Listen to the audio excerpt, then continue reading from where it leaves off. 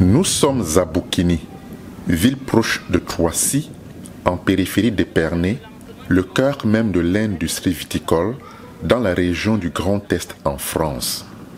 Il fait beau dans la Marne et le temps s'y prête aux vendanges. Vendange, c'est l'aboutissement de toute une année de travail.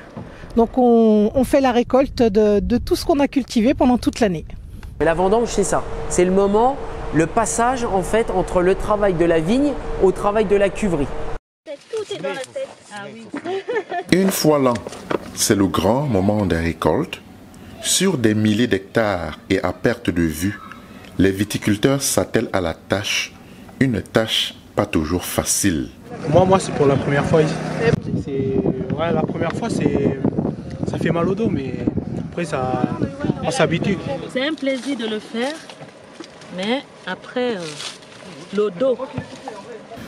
Venus de toute la France, jeunes et vieux vont trouver en cette période de vendange un moment privilégié pour gagner de l'argent et passer un moment convivial dans le parfum des raisins. Sachez que selon les années, parfois on a des beaux produits et parfois on n'a pas spécialement les bons raisins, faut le dire. Il y a les bonnes années et les mauvaises années. Cette année, le champagne va être 2 éditions. Mais même quand il y a des mauvaises années, on s'arrange pour ne prendre que ce qu'il y a de meilleur et on laisse vraiment ce qui n'est pas bon pour être sûr de pouvoir faire du bon champagne. Après la dure journée des récoltes, c'est la coopérative La Ruche de Troissy qui s'occupera de la collecte des raisins. Ici à la coopérative, c'est une autre ambiance, plus physique, plus forte, pour transporter les raisins vers la deuxième étape, celle de la mise en fût pour la transformation. C'est tout un processus ici, hein. On mesure même le taux du sucre. Et oui, pour être sûr que tout le monde amène bien de la bonne qualité et qu'on puisse faire des vins corrects. En fait. Les pesées, les chargements, les vinifications, etc. Donc ça c'est la partie la plus importante de l'année, je dirais, parce que c'est là où tout se joue.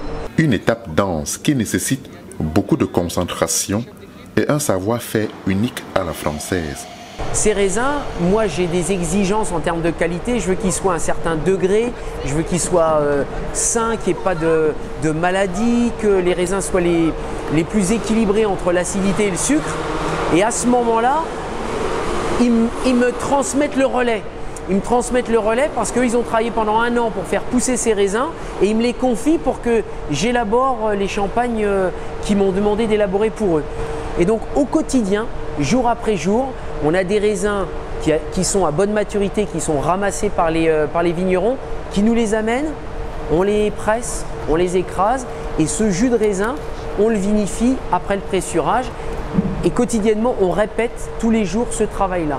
Et au fur et à mesure que la vendange avance, on a de plus en plus de vins en vinification et on a le suivi de la vinification, à savoir quelles sont les premières cuves qui ont terminé leur fermentation alcoolique.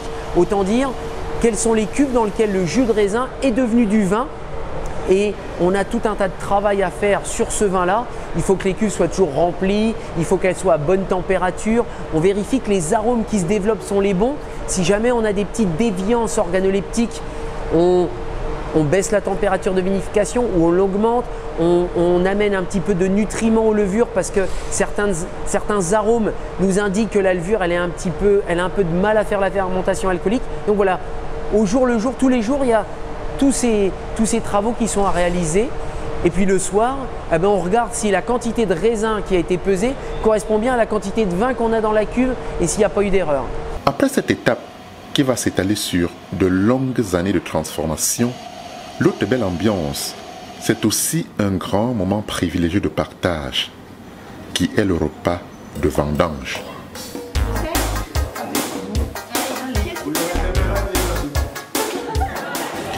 Entre amis, proches, viticulteurs et vendangeurs, c'est cette autre ambiance qui se vit ici une fois l'an à la même période.